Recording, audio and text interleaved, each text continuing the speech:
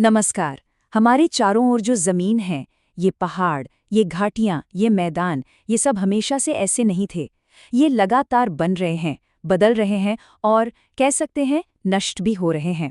आज की इस बातचीत में हम जमीन के बनने और बिगड़ने की इसी डायनामिक कहानी को समझेंगे। तो चलिए इस सफर पर निकलते हैं। हम शुरुआत करेंगे जमीन के बिल्डिंग ब्लॉक्स यानी चट्टानों से।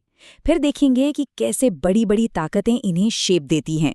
इसके बाद हम उन धीमी प्रक्रियाओं को समझेंगे जो इन्हें धीरे धीरे तराशती हैं, और आखिर में देखेंगे कि नदियां अपने पीछे क्या सुराग छोड़ जाती हैं। किसी भी कहानी को समझने के लिए उसके किरदारों को जानना जरूरी होता है ना? तो भू आकृति विज्ञान की इस कहानी में जो मुख्य किरदार हैं वो है शैलें यानी चट्टानें।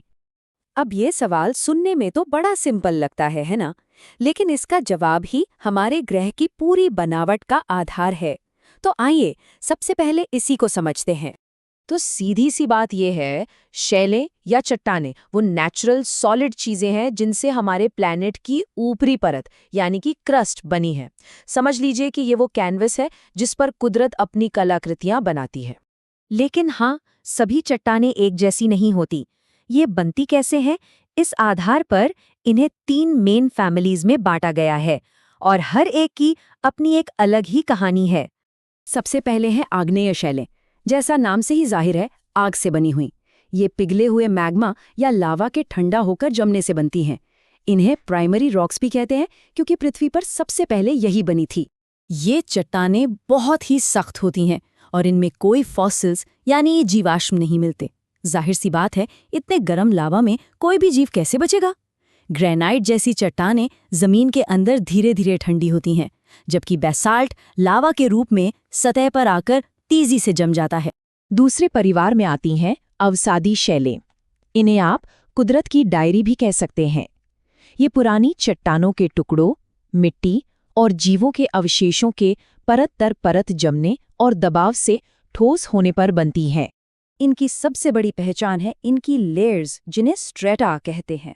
और कमाल की बात यह है कि यही वो चट्टानें हैं जिनमें हमें डायनासोर जैसे प्राचीन जीवों के जीवाश्म मिलते हैं, क्योंकि ये परतें समय के साथ उन्हें संभालकर रख लेती हैं। बलुआ पत्थर और चूना पत्थर इसके कुछ आम उदाहरण हैं। और तीसरा परिवार है कायांतरित शैलों का। इनका नाम ही इनकी कहानी बता देता है। काया का अंतरण यानी रूप बदलना। जब आग्नेय या अवसादी चट्टानें जमीन के नीचे जबरदस्त गर्मी और दबाव के संपर्क में आती हैं तो उनका रूप और गुण दोनों ही बदल जाते हैं। जरा सोचिए, एक साधारण सा चूना पत्थर जब बहुत ज्यादा दबाव और ताप से गुजरता है तो वो खूबसूरत संगमरमर में बदल जाता है। वही संगमरमर जिससे ताजमहल बना है। इसी तरह शेल नाम की अवसादी चट्टान स्लेट बन जाती है। ये एक तरह का जियोलॉजिकल मेकओवर है। ठीक है, तो अब हम इन बुनियादी चीजों को जान गए हैं। तो चलिए अब उन जबरदस्त ताकतों की बात करते हैं जो इन चट्टानों को मोड़ती हैं, तोड़ती हैं और हमारे ग्रह की सबसे बड़ी आकृतियां जैसे कि पहाड़ों को बनाती हैं। देखिए, पृथ्वी की पपड़ी पर 2 मुख्य ताकतें काम करती हैं।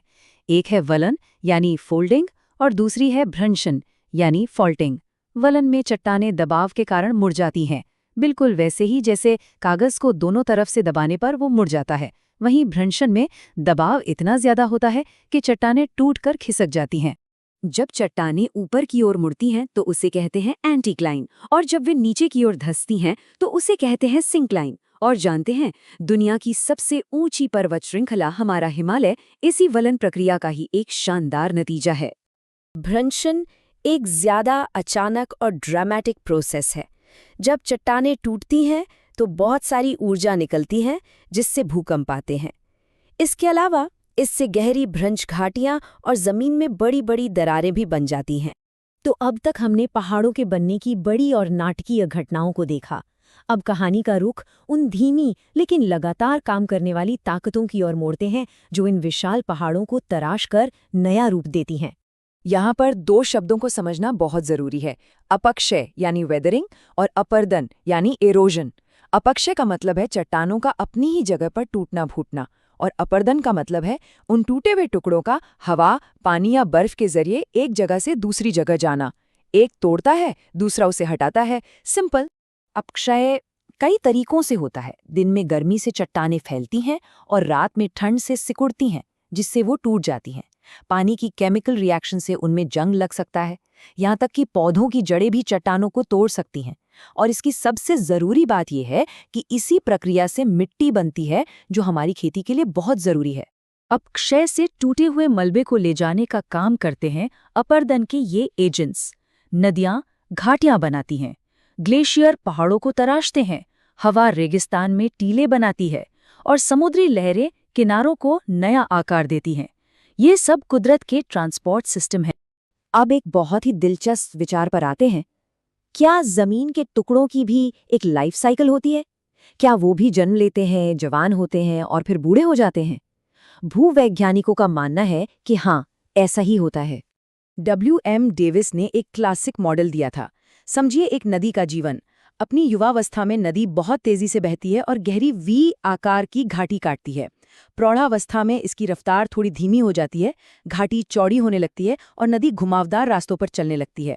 और वृद्धावस्था आते आते ये एक विशाल समतल मैदान पर बहुत धीरे धीरे बहती है और आखिर में एक लगभग समतल मैदान बचा रह जाता है, जिसे पेनीप्लेन कहते हैं। लेकिन डेविस का मॉडल ही सब कुछ नहीं है। वॉल्टर पेंक ने एक ज्यादा रियलिस्टिक मॉडल दिया। डेविस मानते थे कि पहले जमीन ऊपर उठती है और फिर कटना शुरू होती है, जबकि पेंक का मानना था कि जमीन का उठना और कटना ये दोनों प्रक्रियाएं एक साथ चलती हैं।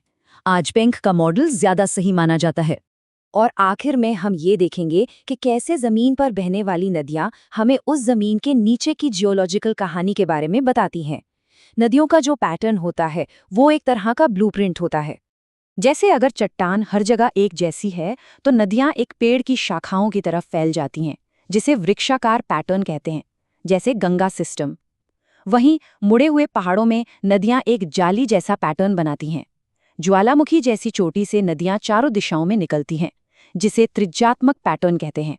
ये सब दिखाता है कि जमीन की सतह पर जो दिखता है वो असल में नीचे की कहानी बता रहा है। तो अगली बार जब कोई पहाड़, घाटी या नदी देखें, तो बस उसे देख के आगे मत बढ़ जाइए, रुक कर सोचिए, क्या वहां की चट्टानें मुड़ी हुई हैं या टूटी हुई हैं? नदी अपनी कौन सी अवस्था में है, जवान या बूढ़ी? क्योंकि हर लैंडस्केप की अपनी एक कहानी है, जो लाखों सालों में लिखी गई है और अब हम उसे पढ़ना जानते हैं।